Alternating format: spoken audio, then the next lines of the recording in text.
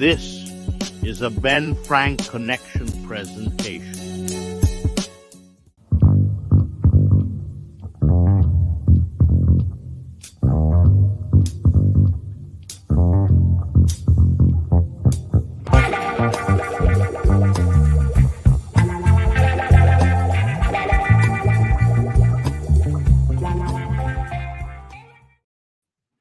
Hello.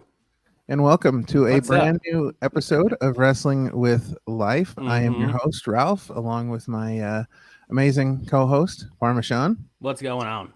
Another beautiful day. We are glad you have joined us today because we've got a great episode for you. Another huge episode. Which we'll get into just shortly here. But before we do, we just want to remind everybody, if you are a Patreon exclusive, you are seeing this 5 days early. So please join our Patreon at Opinions Pod. We've got lots of great stuff on there for you. If you are not a Patreon, you are seeing this on Friday on YouTube. So we thank you for joining in with us. And if you like what we're doing, you know, there's a real easy and simple way for you to support us in 3 easy steps. Okay. And that is number 1, hit that thumbs up. Number 2, smash that subscribe button. Smash it. We do. And then number 3, share us. Tell your friends. Tell everybody what's going on here. Tell them how much you love the show. Yes. And if you want to go another step further, you can always buy some merch from us. Yeah, we've got lots of merch out there. The link will be down in the description. You can find everything we've got.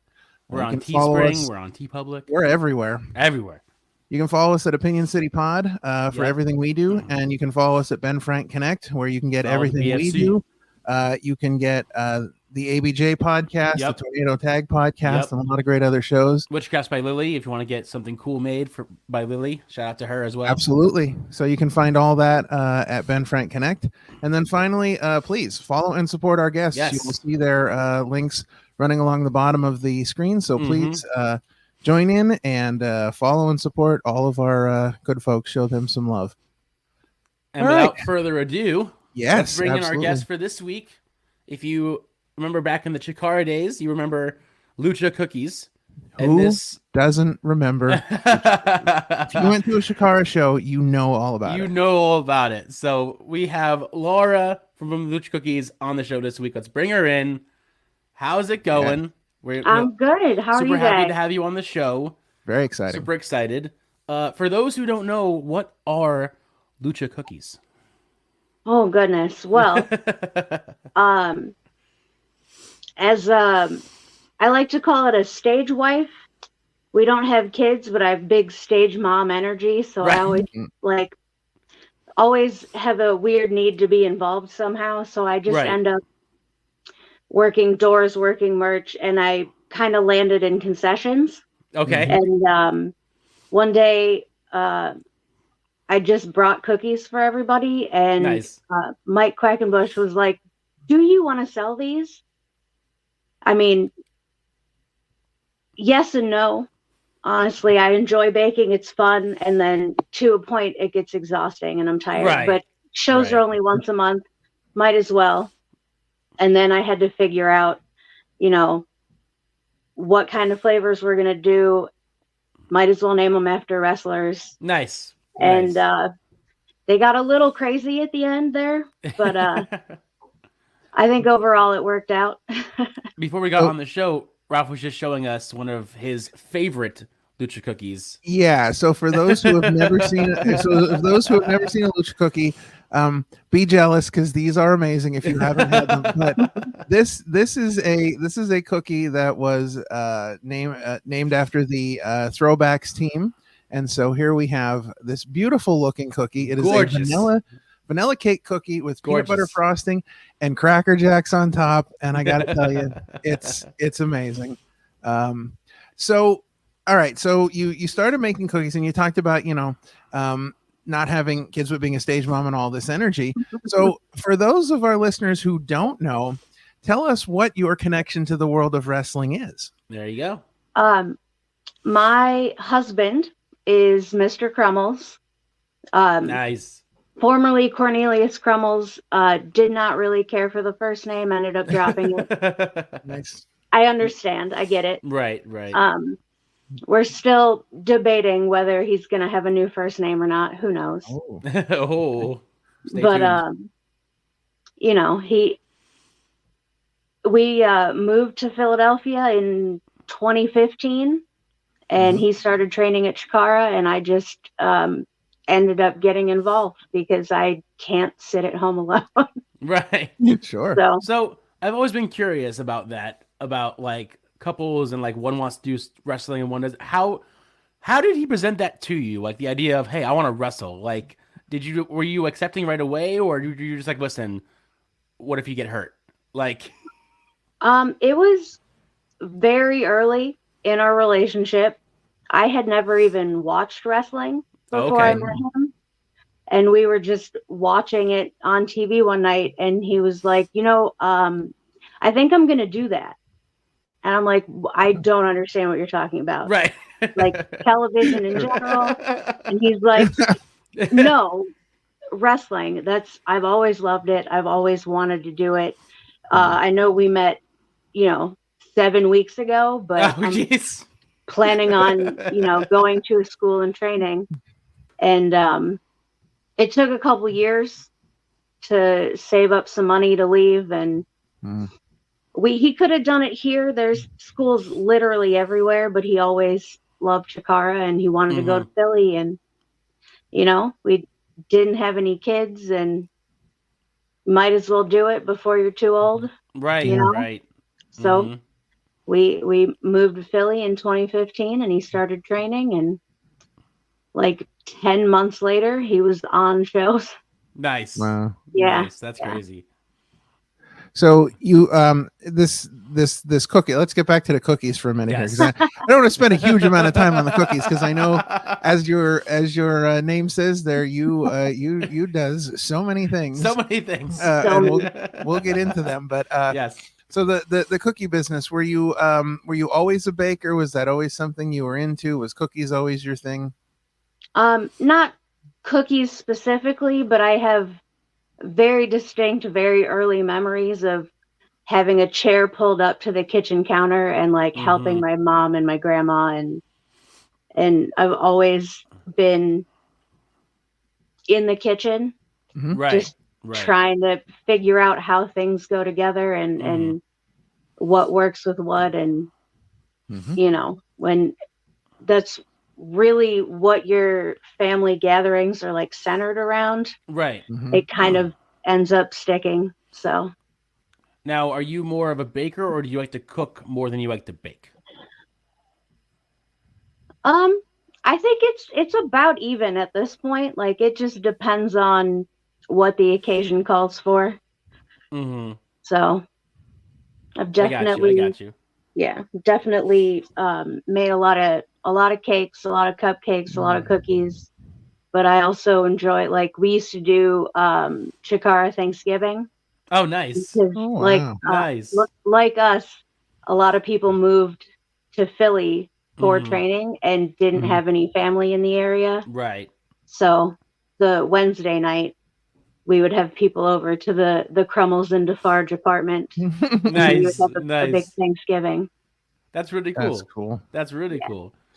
So definitely one of my favorite things. Yeah. Yeah. Speaking of Chikara a little bit,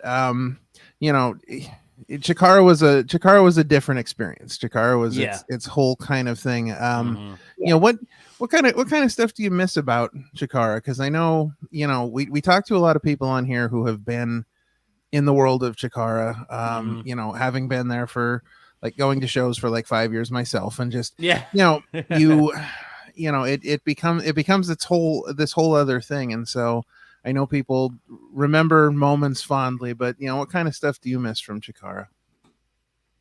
I think, like, for the shows specifically, like, they definitely invested in character development, and storylines, and like, we all know at this point that everything's scripted, so you might as well lean into it, like I enjoy the time travel, and these wrestlers are supposed to be bugs. I just like I think out of all of the wrestling promotions, Chikara felt the most like superhero comic books actually coming off the page. Yeah. Whereas like other ones, it was just wrestling. But this one, they really like if you were a character, you were that character.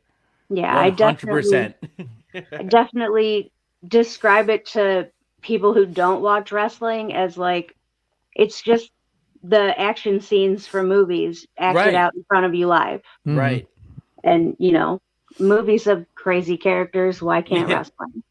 I think what I missed the most, and it was stupid because it was never aired. But Ralph, you know this, was when before the show even started, you would have Bryce and two people in just full on black suits. You can't see their faces, like vacants, if you will. And they would show you, okay, this is how this works. Oh yeah. And it would show you a roll up, a pin, a tap out, and like the actors in the suits would be like, I give up. I tap. Like it would be so over the top, so obnoxious. I love that because it was like it was a totally different way of saying, okay, this is how this works. Let us goofily show you how this works. Yeah, and that was one of the good things about Chikara is that it was so not like other wrestling that not at all. People who weren't into it would show up just to see what it was about. So you have to explain to them how it works. And I think Bryce pulled that off very well. Oh, so well. Yeah. And, one of the things about Chikara, I think that set it apart from other promotions was that the interaction between the wrestlers and the fans. Yeah. Just after the show, before the show, I used to always get there super early, so I'd get the specific seat I want. But you'd be hanging out in front of the building, and like wrestlers would be coming in, and people just be hanging out, talking to you, and like that's really where I met you, just hanging out in front of the building, before the show. But it was just a whole different atmosphere. So kind of moving on from Chikara, so you have. Now that you've immersed yourself in the world of wrestling, you're kind of all in here. You've made some other moves in the world of wrestling as well too. You do some other things now. So why don't you tell us a little bit about some of the other things you do? Well, one of them started the same time we moved out there, and it was 6 weeks before the show they were supposed to debut on. And they were told, get brown pants. And nobody had any kind of brown gear at that point. We couldn't find anything online that even resembled what they were supposed to wear. Right. So Defarge bought me a sewing machine. And I made their first set of gear. Oh, wow.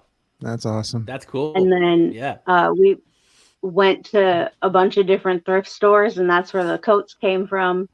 Nice. And then I think the second set of brown pants they had were made by somebody else, but everything after that has been something I've made or adjusted or found or put together.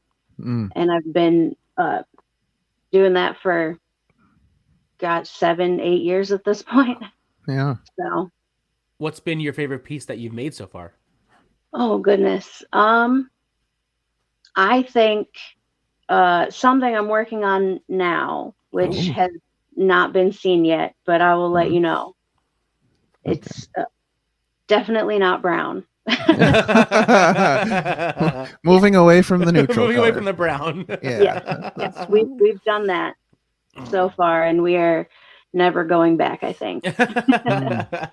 Well, that's like back in 2002 when Shawn Michaels won his last belt and he wore those really brown. He wore those brown pants. Listen, there are times where brown is appropriate, and that was not one of them. But absolutely.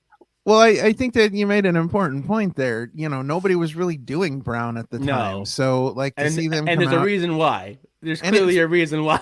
And it fit their gimmick so well. It really kind of fit what they were doing. And, they were a very different tag team at the time. They did a lot of things that you didn't see other tag teams do. Was that kind of, and, maybe we're getting into a little bit of Mr. Crummels here, but was that always the plan for him to be a tag team wrestler from the beginning? Or Like how did he kind of get in that situation where he was in the tag team? Well, we are all from the same area out here in Ohio. They actually graduated high school together. Oh wow! And we're doing backyard wrestling and whatever they could do here, and then we all moved to Philly together, and then they just worked so well together that I don't think there was a chance for either of them to be a singles person in Chikara. Right. Yeah. Right. Yeah. That's very cool. So I understand that you also do some ring announcing as well. This is exciting. Does so many things. Yes, so many things. It's very new. It was kind of an accident. Oh. Okay. We had a show in Canton back in September, and I'm not entirely sure what happened, but it had to be pushed back a week. Okay. I don't know anything about, getting a building and doing all of that kind of stuff. But whoever the ring announcer was waited till the very last second to tell us he couldn't make the new date. Oh. Yeah. And I'm always around. So they were just like, hey, can you do this? And I've seen, 1,000 wrestling shows and, did theater in high school. So give me a microphone, I guess. Yeah. So it's only been a couple shows, but I am, I think, officially the ring announcer at Power Slam Pro Wrestling in Canton, Ohio. Very cool. Now, is it hard to ring announce? Like, do you have to memorize like all the weights, all the names? Like, do you have like a card where you have like all the names listed and memorized? Oh, I absolutely wrote everything down the first time, and then from all those cards that I had from the first show, I just have a list in the notes app in my phone, so I don't have to ask those people again. Sure. And then if we have new people, I will talk to them, but I haven't had to ask anybody for information after that first time. So but no, I'll definitely write it all down and read it from my hand. Oh, nice! You just have your hand up. No, I mean not up here. No, yeah, right. You imagine just like I understand. weighing. Yeah. I fell into a very similar situation one time where I was working with a wrestling promotion, and it's like half an hour before the show and nobody can find the ring announcer anywhere. Like he just didn't show up. So they're like, I lived like 10 minutes from the venue, and they're like, do you have a suit? I'm like, yeah. So I ran home and grabbed it, and I was drafted immediately. So it makes me wonder, was the first time you did this, and now that you've done it a few more times, was it something that you found was hard to do right away, or was this something that you felt kind of came naturally? Because I know for me, like it was a little different, when you first like hop into it, because again, you watch all these shows, you see all these people on TV do it, but it's much different when you're the one standing there with the microphone, right? And everybody's waiting for you to say something. Yeah, it's definitely a little bit of both. Like I had done like high school theater, and I'll go to karaoke sober. I don't care. But, nice. But it's very different when your voice is literally the only sound. Yeah. Like if there's other people around you or there's music playing, it's less scary for sure. But it definitely took me half a show to get comfortable. Right. And then it's definitely easier every time. Sure. I have a question for both of you then, because Ralph, you have a little bit of experience now with this, as I just learned. Oh, you are also a man of many hats, apparently. I do what I can. That there's a moment when you come out as a ring announcer, right? I figure there's this awkward moment from when you get on the stage to in the ring before you say anything. Is there like an awkward moment there where you're like, why is everyone staring at me? Everyone's watching me. Well, I know for me it was a bit of a different situation, because and I won't name any names and I won't name any promotions, but the place that I was at, the ring was a bit precarious. Oh, geez. To the point where, guys were trying to rework their matches so they didn't have to run the ropes as much. Oh, wow. And I was quite honestly a little nervous getting into the ring. And I can tell you, halfway through the show, I basically said to them, I'm not setting foot in there again. So I did all ring announcing from like the side where they were coming out, because I was like, I'm not getting in that thing again. Like, you felt like I didn't know what was going to happen. I really thought, things might fall apart. But for me, there was that little moment there. Again, I think the first time is different than other times, because then, like, the more you do it, the more you get used to these moments. But the first time, when you're standing out there and everybody's kind of looking at you and just waiting for you to say something, and you want to make sure you're starting at the right time and all these things. But I imagine as time goes on, it gets a little easier. Yeah, the good thing for me is that I don't know if it's insurance or whatever, but the place where we are, you have to sign a waiver if you're going to get in the ring. And I'm just like, I don't need to get in the ring. That's fine. Sure. I'll walk around the outside. Yeah. And then I think the hardest part for me was knowing some people in the audience. I think it would be easier if they were all strangers. You know? Yeah? Okay. Yeah. But like Defarge's parents were there. Oh. Yeah, I've known them for 13 years, and it's like they're also kind of my parents, and I don't want them to be disappointed in me. Oh, yeah, right. Sure. Yeah. Right. Yeah. But yeah, that was one thing I was definitely worried about, was that, like, am I doing a good enough job? Am I, showing enough enthusiasm? Is it coming through? Because what you sound like, but if it's coming through the mic, is it coming, like, is the excitement coming through? Am I, because you don't know, but Right. So it's a little scary the first time, but I'm sure it gets, like you said, it gets easier the more you do it. So even though we're now in February, I do want to ask, because I actually had a chance to ask somebody who bakes. What is your favorite Christmas cookie? Oh, that's a good one. Oh goodness, I think you can't go wrong with the traditional sugar cookie and a good frosting, as long as they're not overcooked. Right. Which can happen. Yeah. But my grandma makes ginger snaps that are the best thing I've ever had, and I can't figure it out. I just got to keep Have you trying. tried making it? Have you tried making it? They're never as good. I don't know. I think it's just grandma's, My favorite is I don't know what they're called. I just know that they're the peanut butter cookies with the Hershey Kisses in the middle. Yeah. My favorite cookie. Every year I'm like, those are the ones I want. Those, that or the jelly filled ones. Mm-hmm. Those ones are also really popular one. There is something that is popular in the area where I live, because I'm in like the Lehigh Valley of Pennsylvania, and so there is something called a kiffle, which is kind of a rolled dough with a fruit filling in the middle, which my wife makes, because it's like it's like a tradition thing. And there, I guess that would have to be my favorite. I'm not usually very picky about Christmas cookies. When people show up with the tray, I'm just like, one of every. Right. Like I'm not picky. If it's a cookie, it's a cookie, and I'm gonna probably eat it. Right. Yeah, I think we also have those. I think they're called something else, but it might just be whatever area of Europe your family came from. And my mom is from Indiana, and she makes something very similar.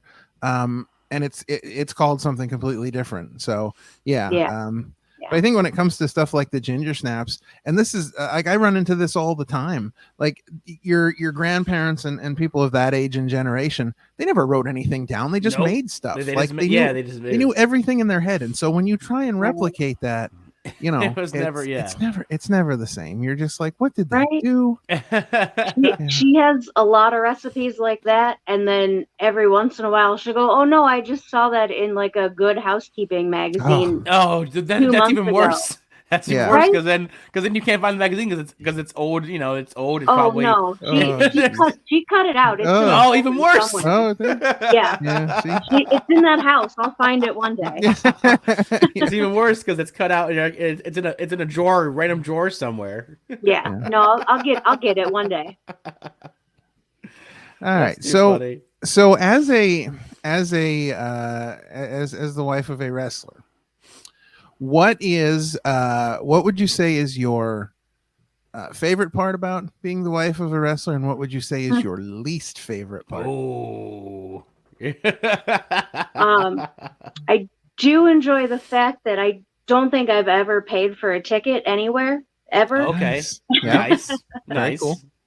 But Bonus. I mean, that's the cheap answer. But I really love a really huge amount of the people that we've met have been excellent people. I find wrestling to be the opposite of the real world, where most of the people are pretty great. Right. And then you go out in your regular daily life and so many people suck and I don't know why. Yo, dude. Yeah. I can preach. I work for the post office, and I'm like, working retail is one thing, but postal retail is a completely different beast. Right, definitely. But yeah, no, everybody for the most part has been really great and very nice, and some of my very good friends now. So I love it. Yeah. Going back to the Lucha Cookies a bit, how did you plan out like themes for each month, or did you have like stars ask you, hey, can you make one for me? Like, how did you plan out each month's set of cookies? It kind of was just whatever I felt like doing. Gotcha. Or I had a running list of ideas, and if I found the right things while I was at the store, those were the ones that would be there that month. And obviously the first ones were Crumbles and Defarge. Right. Because I'm allowed to be biased. It's fine. Right. Sure. Of course. But yeah, they were pretty much the easiest ideas were the ones that happened earlier. Right. And then the more complicated they got as time went on. Well, that's understandable, because I mean, you get to a point where you hit your peak, and then it's just all downhill from here. Just saying, you hit your peak. It's true. No, that cookie was amazing. I'm sorry, I have fond memories of that. Ralph's cookie. like, this is it. This is the peak right here. This is the highest. I mean, I did make. At that last King of Trios, there were Nick Gage cookies that looked like they had broken glass on them. That's and I was really proud of that. That's awesome. That is fairly impressive. That is something to be really proud cool. of. Yes. How did you make the broken glass? Sugar? It's just hard candy. You gotta boil sugar forever, and you can add flavor if you want, but I just left it clear. Right. Yeah. To add to the effect. Yeah. So, being that you are, people in the wrestling world, beyond the shows that you guys do, how much wrestling do you guys actually watch? It depends. Like it definitely varies week to week. Like the highlights of the televised stuff that end up on YouTube, we see a lot. We watch a lot of they're not called pay-per-views anymore, but like the Royal Premium Rumble live events. Yeah. Yes. Yeah. The Royal Rumble is our favorite thing to watch. So there's so always fun. 10, 12 people in a house for that. That's awesome. But it just depends on what kind of time we got. Mm-hmm. What were your thoughts on this year's Rumble? I mean, there were two outcomes that I thought would happen, and one of them did. And pretty much anything that happens in the Women's Rumble, I'm stoked. I love it. The fact that it exists makes me really happy. So, this year's was really good, too. This year's had a lot of good surprises. And, like Jordan Grace being from TNA and having her wear her belt to the ring, and they actually say TNA Knockout Champion. Right. Like, and they give her, like, they give you... the fact that we live in a world where WWE is giving you a backstory about another promotion's champion Right. on their pay-per-view is crazy. Nuts. Would never happen 10 years ago. Right. I'm really glad it was her too. Like she's worked so hard, and she's one of the nicest people I've ever met. Yeah. I hope she gets everything she ever wants. If you look at her even 3-4 years ago, just to see where she was and what she's come into now, just you talk about like the hard work. She's a person you can visibly see that hard work paying off. It's incredible. Absolutely, it's crazy. And I thought, and we talked about this on episode 39 when I was guest hosting with Billy Avery. We talked about the Rumble a little bit, and I brought up the fact that I thought the women in general, I think it started back at the Survivor Series, because I felt the War Games match at Survivor Series, the women's was much better, and I felt that the Rumble this year, the women's was much better. And I mean, the women's had surprises, whereas the men's really didn't. But I just thought the overall match itself was more exciting. You look at somebody like Jade Cargill, and if you look at, and I'm not knocking any other company, but I think WWE excels at the fact that they're able to make stars out of people in a way that other companies don't seem to understand. Right. Because they literally took her, they showed her on one show, and then they bring her into the Rumble, and they made an absolute like star overnight out of her. Yep. And all it took was 10, 15 minutes in the Rumble, and she was a huge star. But that's the difference. They know how to take that natural talent and make a star out of somebody. I mean, she looked so good in that Rumble. So good. I'm willing to bet that this year we see Jordynne Grace sign with WWE. I wouldn't be surprised if, because she looked like one of the thing that boggled my mind was that she looked like one of them. Like she looked like she fit in with that roster 100%. Right. Like she was a natural. And it's interesting, and I'm sure this is something you see as well. There's a lot of really good women on the indies right now. There's a lot of talent there for them to really kind of cherry pick from, and I'm sure that's something you see, going to promotions and things like that. Yeah, I mean, it depends on where you are and how much promoters are willing to pay. Right, of course. Because, sometimes you end up seeing the same 4 or 5 people because they don't want to spring for anybody that's going to have to drive in or fly in from somewhere. But I mean, as long as they keep working, the people that I see now are going to be there. There's so many good, like ridiculously naturally talented people that just need direction, Right. They just need a little push. Yeah. Who are some of your favorite women's wrestlers right now? Oh my goodness. I will always love Willow Nightingale. Oh, she's the best. The best. So nice. And the nicest person. I met her at National Pro Wrestling Day, probably 2016, 2017. Was that the one in Reading, the hour-long?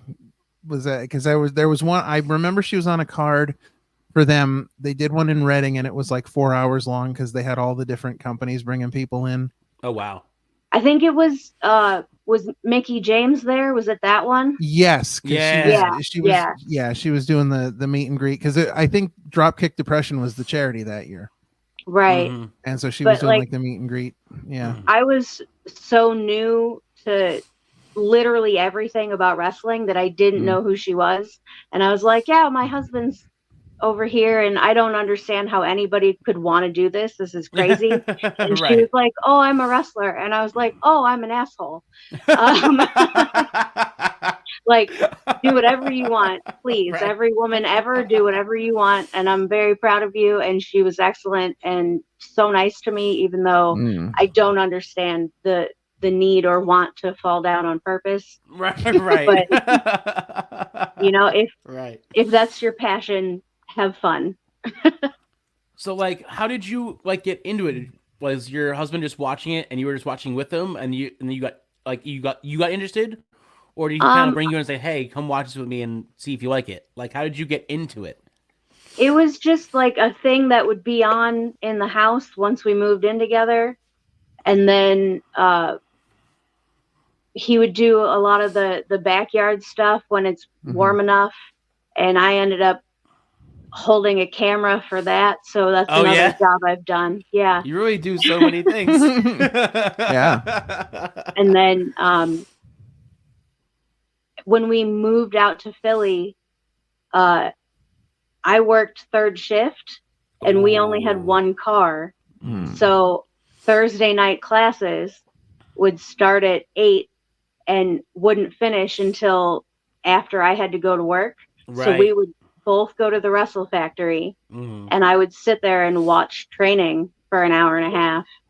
And then I would take the car and go to work, and then Defarge would bring him home.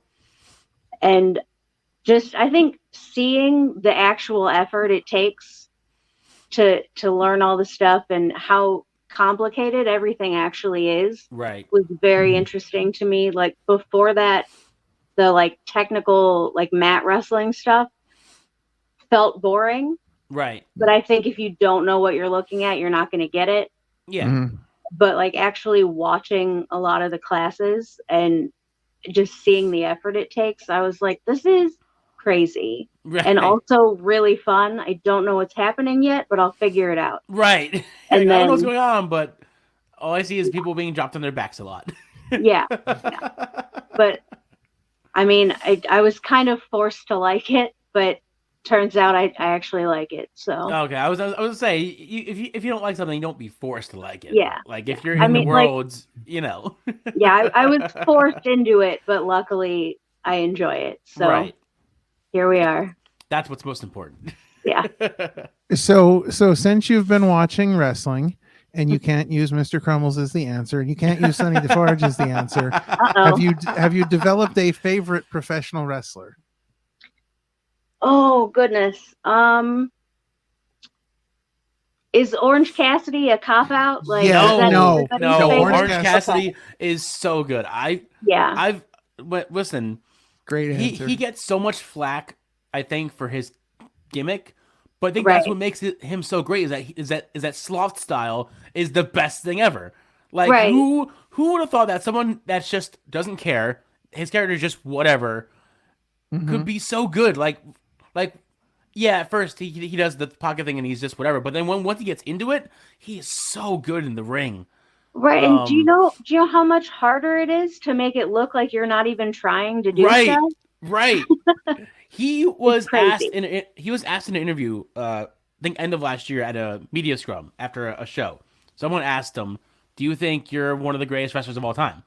He looked at the camera, dead face, and goes, "No, not even close." And left it at that. Like he just right. Well, that's the best thing about people that are actually good at stuff is that they know there's always room for improvement. Of course. Like you have to keep working. There's 1,000 people that I've met on the indies that think they're the greatest person that's ever lived, and let me tell you, they're not even mediocre. Yeah. You know, they're also the ones that will not shake your hand, not say hello. Right. They're like, I've made pants that have traveled farther than you. Like, you can calm down. Even that, so I was on the Jericho Cruise last week, and I met Orange Cassidy, and even meeting him, he's like, "Hey, how you doing? You want a photo?" Sure. Like he's in character 100% of the time. Like even when he's not in the ring, he's like, "Yeah, what's up?" He's like he's so whatever all the time, and I love that he's in character. Like me and Ralph, our goal when we made this podcast, our goal was to get Orange Cassidy on the show, but then it leaves the question: do we do the whole interview in character, or is he not in character and we actually have a good interview? Like, how would that work? No, listen, I'm going to look at him deadpan and I'm going to say, yeah, I have a question. Right. But whatever. I do need to tell you that character is not really a stretch. Like he's kind of very whatever in general. Oh yeah, just chill. And until he's got to do something, it's whatever. And then when he's got to do something, he's turned up to 11. Let's go. Right. I love when I talk to people that, are of the opinion, like, they look down on the character and things like that. And I always tell them, listen, you need to watch him on the indies. Absolutely. And if you know, but you need to watch him on the indies, because if you think that that's the only talent that this man has, you would be blown away by some of the things you'd see on the indies from him. But no, that's a good answer, because honestly, there's a picture on my living room wall of me and the wife and Orange Cassidy. That is the first wrestler that the two of us met together. So there you go. That's he's very treasured in this household. I'm not getting into pulling back the curtain here, but on Wednesday nights, we host a Bible study at our house, and it usually runs into Dynamite. So as soon as everybody leaves, literally the first thing we do is we put on Dynamite and look for Orange Cassidy. And if he's on, we watch his match. Like every Wednesday, it's tradition. Well, I don't know if it's the moment that you were referring to, but I'm going to mention a moment that I remember that I still think is one of the best wrestling moments, just because the crowd was so into it, even though it was the silliest thing. And it's when Jervis faced Orange Cassidy, and Orange Cassidy acted like he was asleep. Oh yeah. So Jervis picks him up and sways him. Rockabye baby. Puts him down. Tries to pin him. It's just stuff like that is why I love indie wrestling, because you can get away with just the silliest of things. Chuck Taylor's grenade. Yeah. Always. Oh, perfect. Yes. Perfect. I love it. Yeah. I mean, Chuck Taylor and the Swamp Monster. Yep. You can't. I mean, imagine them doing Swampy on WWE. It would never stick. But it would be so amazing if it did. Right. Oh, fun fact: I was almost a Swamp Monster once. Were you? Nice. The Mania weekend that was in New York, New Jersey. Yes. There was that Orange Cassidy presents whatever show, because some company had to back out last minute. And a couple people weren't there yet, and he looks over at me and he's like, "Hey, do you want to put this thing on?" No, I really don't. I really don't. Oh, but Crummels was a Swamp Monster that day. Gotcha. That's awesome. I would have. I would sell a third of what I'd own to be in the Swamp Monster costume. Only a third, though. Just a third. I don't know who's been in it and if it's been lost. And well, look, I'm already warm just thinking about it. Like, I can't imagine being out there for a whole match like that. Yeah, Even we went to Steel Stacks last year, me and Ralph, and that was the big surprise, was that the Swamp Monster came out to help the team at the end. Yeah. But the funny thing was, he didn't reveal his mask until the very end. He was in character the whole time. He never tagged in the match. He was just walking around pacing. And it wasn't until the end where he finally threw off the mask, beat everybody up, and literally just walked out. He literally didn't stay. He did his spot and just left. Just left. That was it. Yep. Oh man, such good times. So you mentioned that you're working with Power Slam Pro Wrestling. So talk a little bit about them. Oh boy, it is 3 years old. They started in the middle of 2020, which is a choice. Right. Sure. But it's just a lot of local people, and it's mostly our friends now, and it's just fun once a month on a Sunday afternoon, so that they can still go do other stuff on Saturdays. And we got I don't know, maybe 100 people every show. Like, it's not awesome. It's not bad. Like, That's it's not good, it's not GCW, but No, we're doing what we want to do. We have fun. Crummels is basically booking the show now. Nice. That's awesome. That's very cool. I think the smaller shows for me make it even better, because the more intimate the setting is, I think the more you feel like you're involved in the show because it's so intimate. Yeah. The last show we had was in December. They take a little break over the winter. Right. But the last show we had, the main event, was Sonny Defarge versus Alex Daniels for the heavyweight title. Nice. Both of them wearing pants that I made, Oh, and I was awesome. the ring announcer. Awesome. That's great. It was a lot. Yeah. Yeah. Are they based out of Philly? Like no, we're in Canton, Ohio. Okay. Yeah. So you would travel once a month to Ohio for that show? Oh no, we moved back to Ohio in 2019. Oh, okay. Because gotcha. Philly is expensive. Yeah, yeah. Yeah. Amen to that. All of our families out here, so makes sense. It was cheaper. Might as well, right? Right. And then, luckily we did it when we did it because everything stopped like 6 months later. So right. Yeah. When did they start in 2020? Was it right before COVID hit, or was it like right after COVID hit? I am unclear on that. I think it was after. Wow. But we were not involved until like 2 years ago. Right. So I'm just curious how, if they started that late, how do they have fans, or do they have like 20 fans and they were like spread apart? Yeah, I think the audiences were much smaller in the beginning. Right. But as things lifted, they were allowed to have more people in the building, and of course. And it's not huge, but we do enough to pay the people that show up and have another show next month. So of course, right. That's well, and you get, like you said, it's pretty much all your friends now. So that makes it a lot more fun too, being able to do something like that with all your friends. It makes it more special. I think it gives it a much different feel. It's definitely better than driving however long to go wherever and not know anybody. Right. Yeah.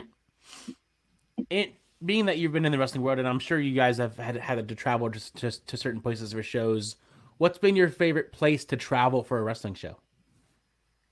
Oh boy. I think the drive to Philly and New Jersey has gotten way easier.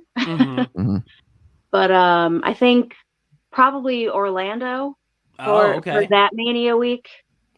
Yeah. I was supposed to be in the van with Crummels and Defarge and Hollow Wicked and a couple other people, but at the last minute somebody needed my spot, which I totally get. I was just going to be behind a merch table. I'm not really upset about it, but my parents had already told my grandparents I was coming to Florida, so they just bought me a plane ticket. Oh, nice. Nice. Made that a lot easier. Yeah. So I got the. How far is the drive from Ohio to Philly? It depends on which part you're going to, but we averaged like 6.5, 7 hours. Ooh. It's not great. But luckily it's a straight shot, just one highway all the way across. Oh, good. Yeah. That's good, at least. Yeah. I've driven to North Carolina from Jersey, and in 8 hours, man, it's a long drive. I don't know how anybody does those long drives. I think as stupid as this is gonna sound, for me, the travel for me is more of a reason why I don't want to be a wrestler than actually taking bumps in the ring. Right. It's definitely the part where I worry about him the most. Right. Like, if I know who he's wrestling, I'm not really concerned about his safety. But like, it's people on the road, and like they're currently on their way from Cleveland to the very north edge of Vermont. Oh, geez. Where they're going. Wow. They're supposed to be in there tonight. Wow. And every time they come back, they're like, "Hey, we almost got pushed off a cliff."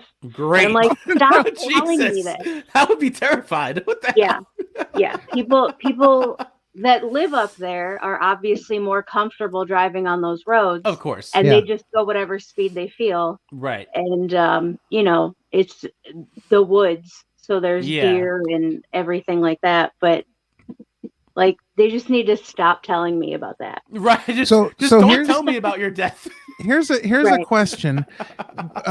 So they've gone to Vermont before, I'm assuming. They've been okay. So have they ever seen any moose up there? I don't think so. I feel like they would have told me if they've seen moose. So we throw back to the first guest we've ever had. Our first guest we ever had was Ultimo Ant, and he said that, you know, in traveling to Vermont, they were told that there is a highway where more people are killed on this highway by moose than like any other you know, like motor vehicle accident or whatever. Right. And they continuously drive this highway looking for moose, and they've never seen one. Yeah, because and he was very upset about that. Yeah, because Ultimo wanted to not Ultimo, his friend one of the other wrestlers wanted to do a man versus moose match if they ever saw a moose on the highway. But they've never seen one, and they were very disappointed. I don't know who this is, but tell them not to wrestle a moose. Yeah, well, I think that was the general idea. Was like, please don't do that. But they're bigger than trucks. They're huge. They're huge. Yeah. I don't know what I would do if I saw a moose. I don't know. I also don't want them to tell me if they go to Ben and Jerry's, because I will be very jealous. Right. Yes. Of course. Yeah. Well, they could bring you some back. It might not make the trip. They could, but it might not make it. They could try. Maybe in the trunk it might last. I don't know. Is there no Ben and Jerry's by you? I mean, they're in the grocery store, but the Ben and Jerry's, there's no actual store. The actual place is there's only one. Right. Yeah. Joke. So now, is that the farthest he's traveled for wrestling, or has he gone further than that from Ohio? In the car, I think Vermont is the farthest they've gone, but they had King of Trios in England that one year. Yeah. And Defarge actually went to Japan for a little bit. Oh, cool. Wow. Yeah. That's really cool. Yeah. So yeah, I had pants in Japan and England at one point, which makes me feel good. Yeah. And you know, these little local kids who don't shake my hand. Those damn kids. It's crazy to think about the life you live as a you know, wrestling family. As a right. Like wrestling mom. People I know are on national television every week now. Yeah. And like, I'm just in my house, like going to work. It's weird. Yeah, it's go ahead. When he bought you the sewing machine, did you just have to teach yourself how to do it, or did you like watch videos? Did you take some sort of class to like learn, or?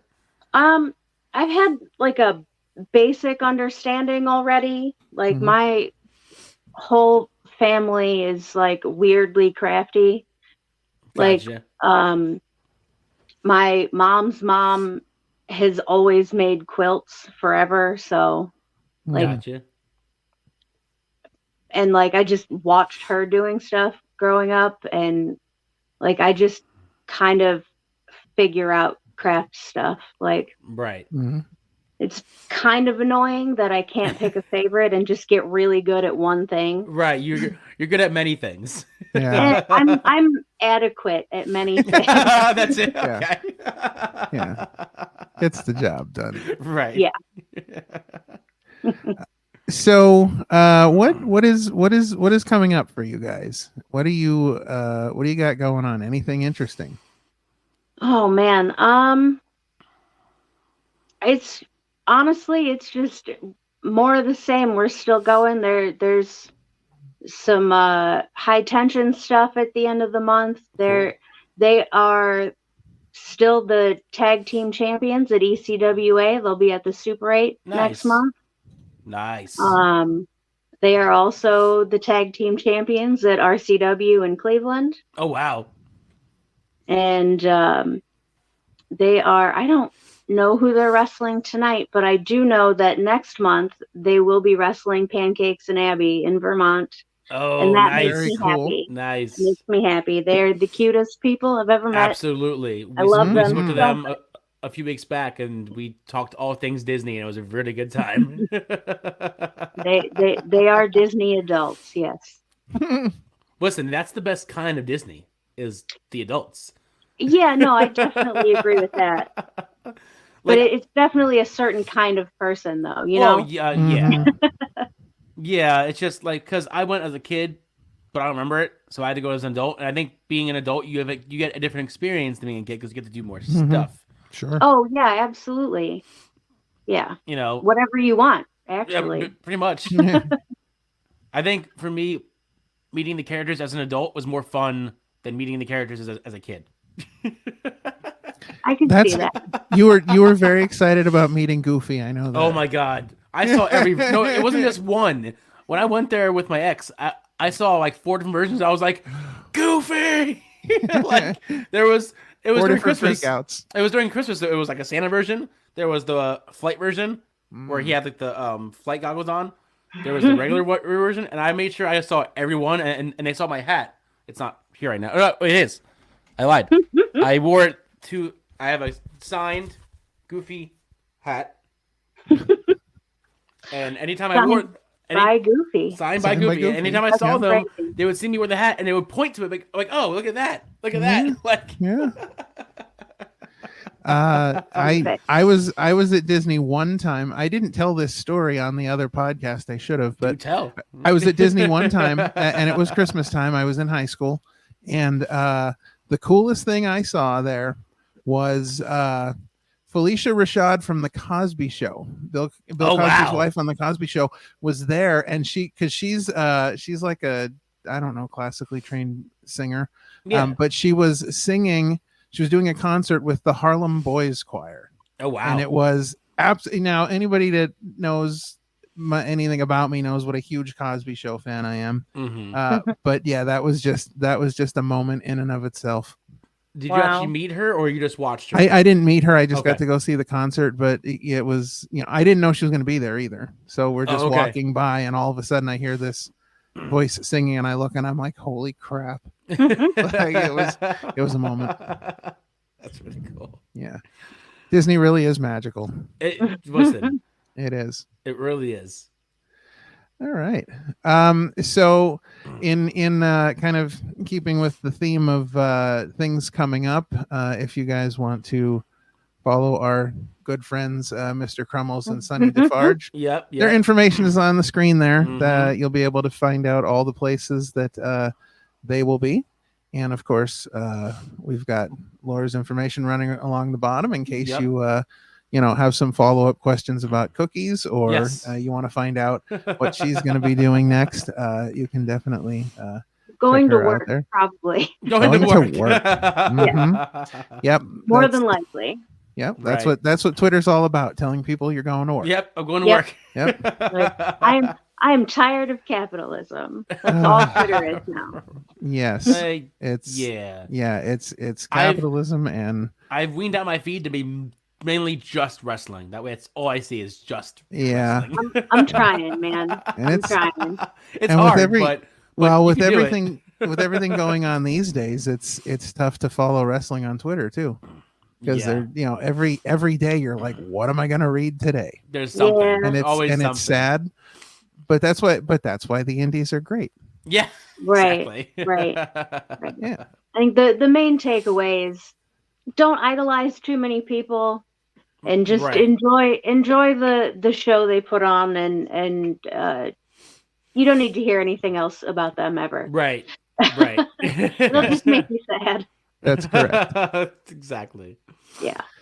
All right. Well, this has been a lot of fun. I'm glad we were finally able to work out schedules and get you on here.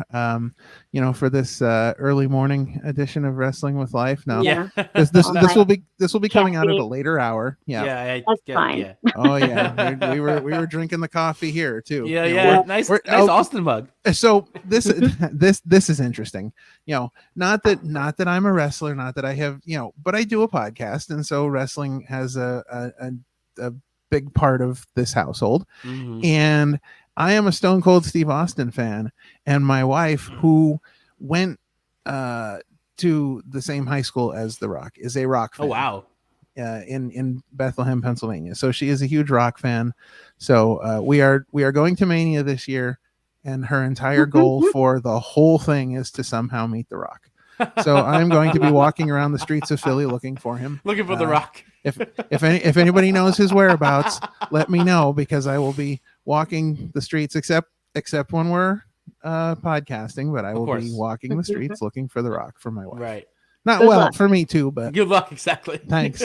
I'm gonna need it. I'm just gonna walk into random stores and have a picture of him and be like, "Have you seen this man? Right? Have you seen this guy?"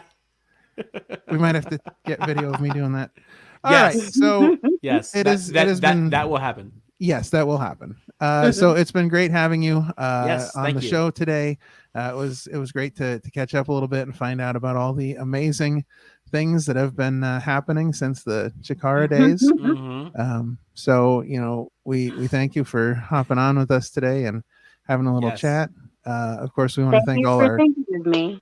Yes, of course, of course. Yeah, when again, when we start these things, we make up lists and we figure out, like who we really want to get. And I thought this would be a great interview. Exactly. So you just really want more cookies? Yeah, that's probably part of it. That's kind of my plan. Like I would say at least once a month I have a dream that looks just like this. So there's always hope. So all right, well, I don't know that I have a lot of time, but maybe I'll figure something out. There you go. All right. Well, again, thanks for joining us today, and of course we want to thank all of our fans out there. We want to thank you for joining us today as well for this little adventure here into the world of cookies and ring announcing and gear and all kinds of great stuff. All the things. So we thank you for joining in, and we will catch you guys next time. Hey, this is ABJ of the ABJ Podcast, and you're listening to the Opinion City Wrestling with Live series exclusively on Patreon. Enjoy.